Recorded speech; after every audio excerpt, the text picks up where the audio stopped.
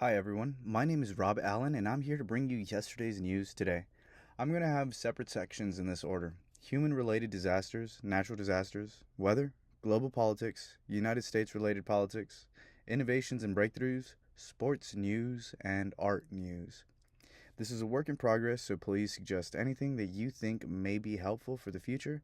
I'm still ironing things out and want to find a proper way to do everything, so just contribute if you can. I'd really appreciate it. Any feedback is appreciated. Now, before I continue, I'd like to read you a quick disclaimer. The content presented on this channel is for informational and entertainment purposes only.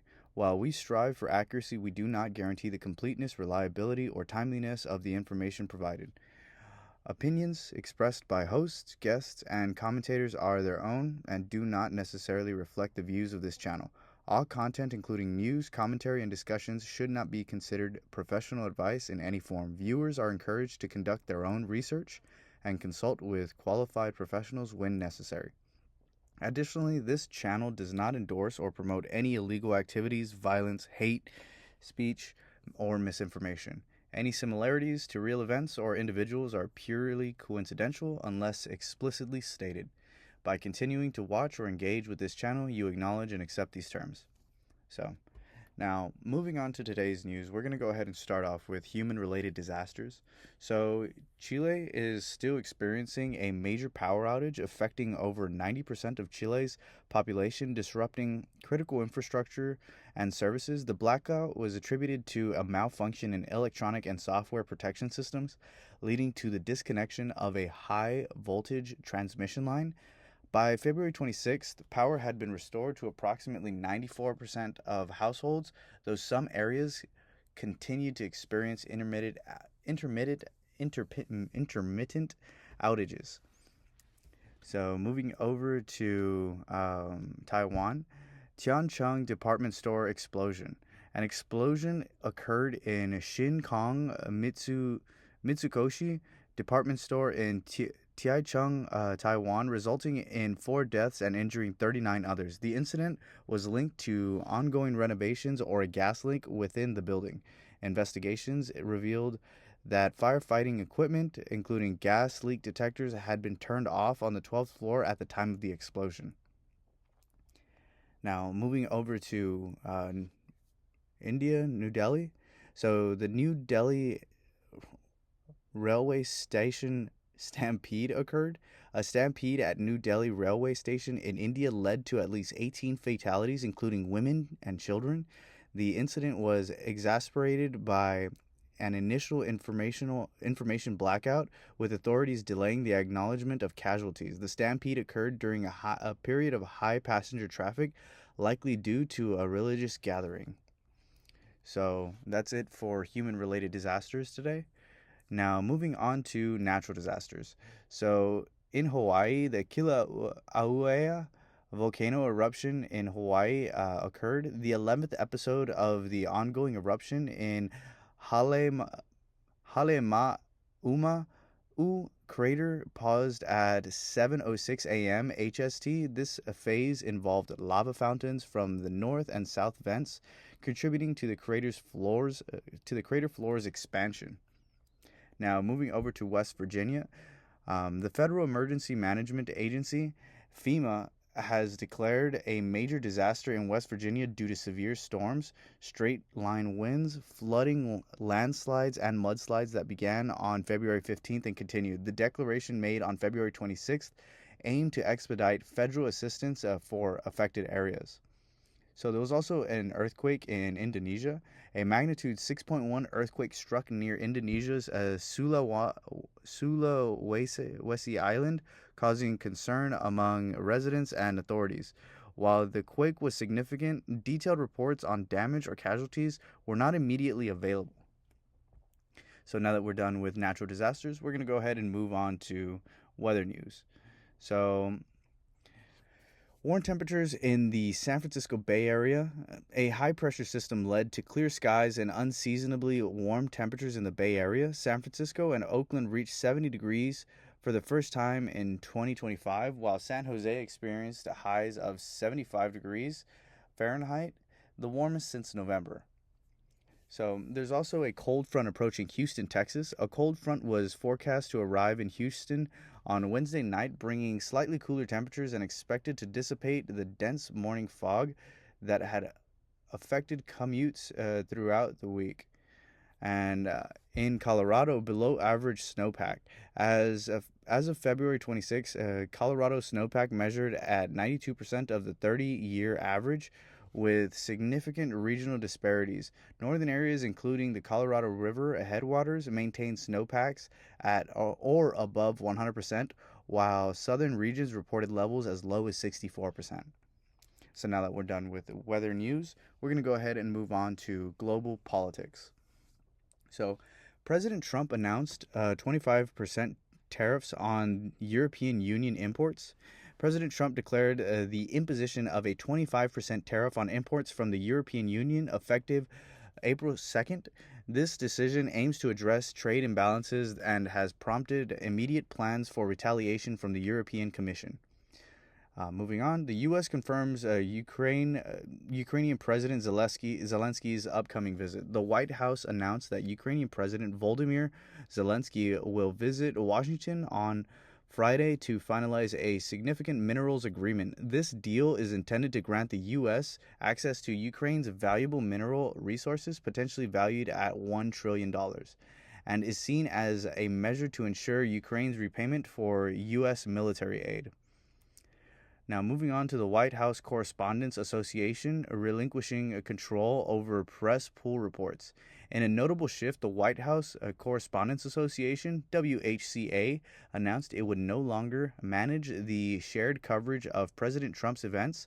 This decision follows disputes over press access and concerns about the administration's efforts to exclude certain news outlets and control the dissemination of pool reports, raising significant issues regarding press freedom.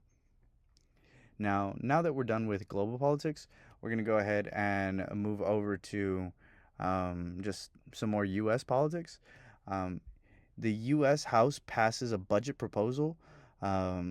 So the Republican-led House narrowly approved a budget plan aligned with President Donald Trump's agenda. The proposal includes potential cuts of $800 billion from Medicaid, $4.5 trillion in tax deductions, increased funding for defense and border security, and aims for $2 trillion in spending reductions over the next decade.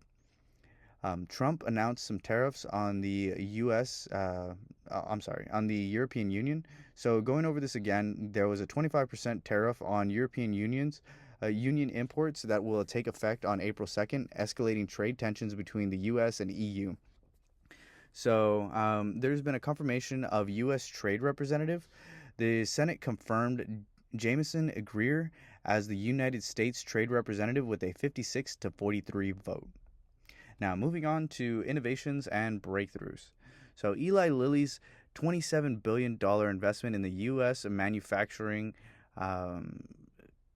ecosystem occurred. Pharmaceutical giant Eli Lilly unveiled a substantial investment plan committing $27 billion to establish 4 new manufacturing sites across the United States. This initiative is projected to create approximately 13,000 jobs, enhancing the nation's pharmaceutical production capabilities. So moving on, IACMI celebrates a decade of advancements in advanced manufacturing. The Institute for Advanced Composites Manufacturing Innovation, also known as IACMI, marked its 10th anniversary, highlighting its role in revitalizing American manufacturing and strengthening the defense industry base. Over the past decade, IACMI has collaborated with more than 170 members from industry, academia, and government to accelerate the development and adoption of advanced composite materials and manufacturing technologies. So, going over to university-related news, UTSA reports significant growth in research expenditures. The University of Texas at San Antonio, UTSA, announced that its research expenditures reached $167.5 million, reflecting a nearly 10% increase from the previous year. This growth underscores UTSA's commitment to advancing research and innovation, contributing to economic development and technological progress in the region. So now that we're done with innovation and breakthroughs for the day, we're going to move on to sports news. So USWNT faces Japan in She Believes Cup decider. The United States women's national team faced Japan in the final match of 2025 of the 2025 She Believes Cup at San Diego's Snapdragon Stadium. Both teams entered the match with 2 wins, but Japan led on goal differential. The match was crucial in determining the tournament winner. So, moving on, Matthew Stafford trade speculations. Los Angeles Rams quarterback Matthew Stafford was granted permission to explore trade opportunities, leading to interest from multiple teams. The New York Giants actively pursued Stafford, considering him a top priority to strengthen their quarterback position. Additionally, Tom Brady, a minority owner of the Las Vegas Raiders, reportedly made efforts to lure Stafford to the Raiders. Now, moving over to basketball. The New York Knicks secure victory over the Philadelphia 76ers. The New York Knicks defeated the Philadelphia 76ers with a final score of 110 to 105 at Madison Square Garden.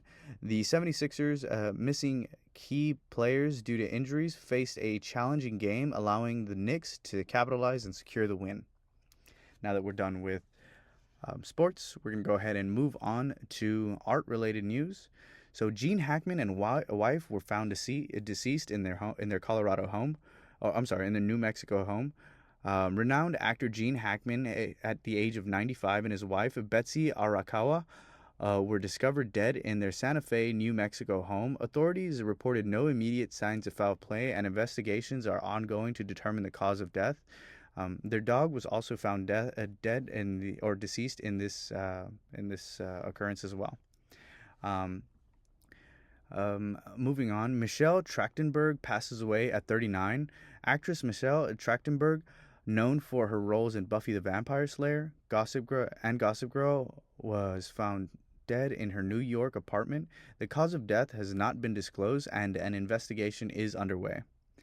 So, moving on, Nikki Giovanni posthumously awarded the Frost Medal. The Poetry Society of America honored poet Nikki Giovanni with the Frost Medal for Lifetime Achievement. Giovanni, who passed away in December 2024, was recognized for her profound contributions to American literature and culture. So those are all the news for February 26th, 2025. That has been yesterday's news today. Again, this is a work in progress, so if you have any questions, concerns, if you have any suggestions or anything like that, or any tips, tidbits, anything that you'd like to go ahead and send over to me, any references, anything that you'd like me to focus on in the future, let me know. Again, I'd like to go ahead and say that there is something that I'd like to go ahead and add in the future, which is a section at the very end for subjects that I don't want to have forgotten, or things that necessarily are very important but don't need to be forgotten, or that no one is talking about anymore. Again, this is yesterday's news today, and thank you for tuning in. I hope you have a great day, and thank you. Bye-bye.